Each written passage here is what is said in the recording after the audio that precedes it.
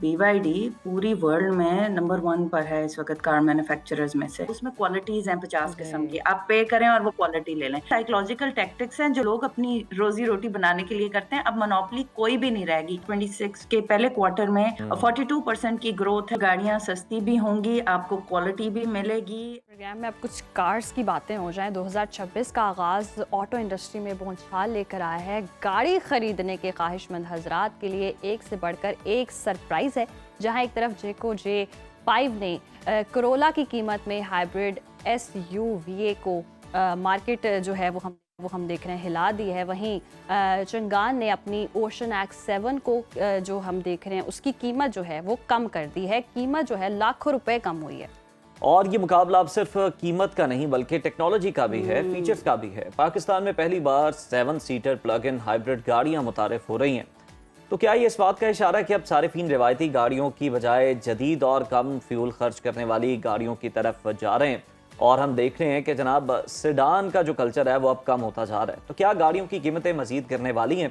ये जान लेते हैं। हमारे साथ मौजूद हैं डीलर और ऑटो एक्सपर्ट सोलिया हसन साहिबा। सोलिया साहिबा, वेलकम टू सुना पाकिस्तान।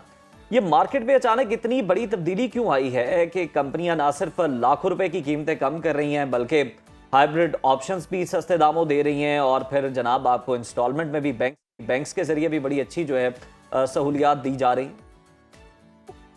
अस्सलाम वालेकुम जी, thank you so much for the वालेकुम अस्सलाम। अपॉर्चुनिटी कि आपने मुझे बुलाया। आप बिल्कुल सही कह रहे हैं। देखिए, पहले इससे पहले तक जो मार्केट थी ना ऑटोमोबाइल की, वो एकदम से स्लम में आई जब 2022 के बाद स्लम में आ गई। पिछले साल से इसने पिकअप किया और इस लेवल पर पिकअप किया है कि सब हैरान हो गए हैं, मार्केट शेयर्स बढ़ गए हैं सारी गाड़ियों के, और उसकी रीज़न 2-3 है। पहली रीज़न ये है कि बैंक्स, क्योंकि पहले 70% तक या 60% तक गाड़ियाँ कॉर्पोरेट्स हो गए, जितने भी इंडिविजुअल्स हैं जो बिज़नेस कर रहे हैं लोग, तो वो बैंक से गाड़ी लेते थे। तो 3% 3 मिलियन की एक कैप होती थी, जिसमें कि लोगों के लिए फिर मुश्किल हो गया गाड़ी को लेना, और गाड़ी की कीमतें आपने देखा कि करोड़, 1.5 करोड़ तक चली गई, 2.5 करोड़ तक चली जी। गई। लोगों के लिए मुश्किल हो गया। लेकिन लास्ट ईयर के मिड से ही ऐसी बैंक में पॉलिसीज़ आई, बैंक ने अपने ऑटोज़ के टारगेट्स इतने अप कर दिए, इतनी अच्छी फैसिलिटेशंस ले आए कि एकदम से मार्केट में बूस्ट आना शुरू हो गया। उस बूस्ट की वजह से जितने बाकी ओईएम्स थे, उन्होंने देखा कि अब गाड़ी बेचने का मौका है, जो पिछले 2 साल, 1.5 साल से हम एक मुश्किल वक़्त काट रहे थे। तो उन्होंने अपने प्रॉफिट मार्जिन्स नीचे किए और गाड़ी को अच्छी क्वालिटी में ले आए। फिर उसके बाद कंपटीशन बढ़ गया। कंपटीशन बढ़ने की वजह से जितने भी लोग पाकिस्तान में इस वक़्त गाड़ियों का बिज़नेस कर रहे थे, उनको ये नज़र आया कि अगर हम क्वालिटी अच्छी नहीं देंगे, प्राइस अच्छी नहीं देंगे, गाड़ी की सर्विसेज़ अच्छी नहीं देंगे, तो अब कंज़्यूमर के पास इतनी ज़्यादा चॉइसेस आ गए हैं कि हम पीछे रह जाएँगे। तो उस कंपटीशन में मार्केट ने ओईएम प्रो मार्केट से वो कस्टमर बेस्ड मार्केट में मार्केट कन्वर्ट हो गई, तो ये रीज़न हुआ है। तो अच्छा सोलिया, आम तासुर ये है कि नई आने वाली जो चीनी गाड़ियों की रीसेल वैल्यू है वो नहीं होती है। तो क्या चीनी कार कंपनीज जो हैं इस नफ्सियाती रुकावट को तोड़ रही हैं? बिल्कुल तोड़ी हैं। आप ये देखें कि BYD पूरी वर्ल्ड में नंबर 1 पर है इस वक़्त कार मैन्युफैक्चरर्स में से। चीनी है वो, ठीक है, टेस्ला को उसने मार दिया। फिर उसके बाद आप ये देखें कि ओवरऑल पाकिस्तान में आप जो भी देखेंगे, ये एक मिथ है, चाइनीज़ की मिथ है। क्वालिटी आप इस वक़्त कुछ भी लें, आप इस जिस कुर्सी पर बैठी हुई हैं, जो फ़ोम यूज़ हो रहा है, जो कुछ भी हो रहा है, आपके इर्द-गिर्द जी। कोई भी चीज़ है, वो मेड इन चाइना है। जी। बेस्ट से बेस्ट, बड़े से बड़ा डिज़ाइनर अपनी गाड़ी, अपना बैग, अपना जूता चाइना से बनवा रहा है, उसमें क्वालिटीज़ हैं 50 किस्म की। जी। आप पे करें और वो क्वालिटी ले लें। तो it is not about Chinese कि जी चाइनीज़ की चीज़ें अच्छी होती हैं, जापानीज़ की चीज़ें उससे बेहतर हैं। देखिए, हम भी तो अमेरिकन कार मार्केट से ट्रांज़िशन करके जापानीज़ में आए, जापानीज़ से ट्रांज़िशन करके हम साउथ कोरियन में आए, साउथ कोरियन से ट्रांज़िशन करके हम चाइना में आ गए। चाइना का जी। मुकाबला कोई नहीं कर सकता, क्योंकि उसकी मास प्रोडक्शन बहुत ज़्यादा है, सही। और जो उसके पास यूनिट पर कॉस्ट आती है एक किसी जी। भी प्रोडक्ट की, वो गाड़ी हो, वो कोई भी चीज़ हो, वो बहुत लो है, जिसकी वजह से वो मार्केट की, पूरी दुनिया की इकोनॉमी के ऊपर छाया हुआ है। कौन सा ऐसा प्रोडक्ट है जो चाइना ने नहीं बनाया हुआ? तो जी। It's a myth. और जो आप कह रही हैं आफ्टर सेल्स अच्छा मार्केट, सालिया, 5000 बिल्कुल गाड़ी ये जिस नहीं है। ऑब्वियसली प्रोडक्ट्स बहुत अच्छी हैं, फीचर्स बहुत अच्छी हैं, लेकिन मार्केट की एक डीलर्स की एक मोनोपोली है। वो जब खरीदनी हो ना तो उन्होंने कहते हैं ये चाइनीज गाड़ी है जी, इसका तो इंजन का एतबार नहीं है, ये तो इतने साल चलता है। तो ये इस तरह के मसाइल जो हैं वो पैदा किए जाते हैं जानबूझ के। ये असल में सिर्फ साइकोलॉजिकल बातें हैं जो लोग करते हैं। अगर आप पाकिस्तान में आप चलें, हम डाटा की बात करते हैं जी। सीधा-सीधा। पाकिस्तान में रेट ऑफ कन्वर्जन के जिसने ब्रांड न्यू गाड़ी लिया है वो अपनी ब्रांड न्यू गाड़ी पहले साल बेच दे वो 25 to 35% है। दूसरे साल में रेट ऑफ कन्वर्जन जिसका 2 साल गाड़ी रखने की होगी उसका 50 to 60% है कि वो बेच देता है। और तीसरे साल में ऑलमोस्ट 80 to 90% है कि उसने गाड़ी बेचनी है।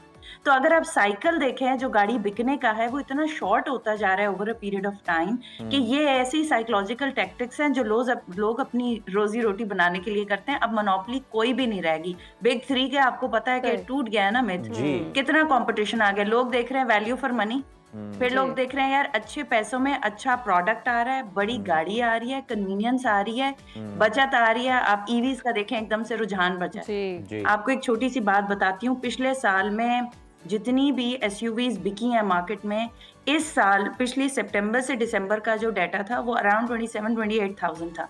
और इस साल में जो अभी हमने स्टार्ट किया है पहले 26 के पहले क्वार्टर में 42% की ग्रोथ है और अराउंड 70,000 गाड़ियां आपकी बिकने लगी हैं एक क्वार्टर के अंदर।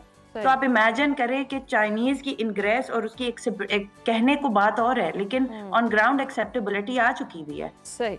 अच्छा, हम देखते हैं 2026 में इलेक्ट्रिक और प्लग इन हाइब्रिड गाड़ियां आ रही हैं, तो क्या हमारे पास चार्जिंग का इतना वसी इंफ्रास्ट्रक्चर मौजूद है जो इस लोड को बर्दाश्त कर सके?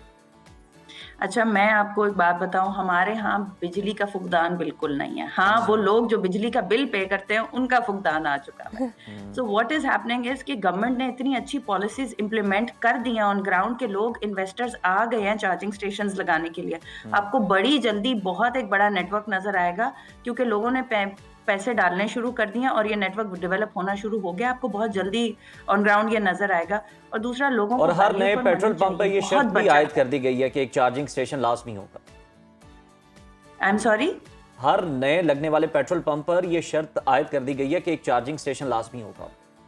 बिल्कुल होना चाहिए। आप ये देखें ना कि कितनी बचत है। आप मुल्क, अगर हम एज इंडिविजुअल्स पढ़े लिखे ये सोचें कि मुल्क में हम जो इंपोर्ट करते हैं इतना पेट्रोल, उसके ऊपर कितना हमारे मुल्क को नुकसान होता है। तो why to go for that. Solar की प्रोविजंस हैं, गवर्नमेंट आपको इतना फैसिलिटेट कर रही है। यूनिट 39.940 रुपीज तक जा रहा है। सारी गवर्नमेंट्स इसके ऊपर काम कर रही हैं, तीनों गवर्नमेंट्स।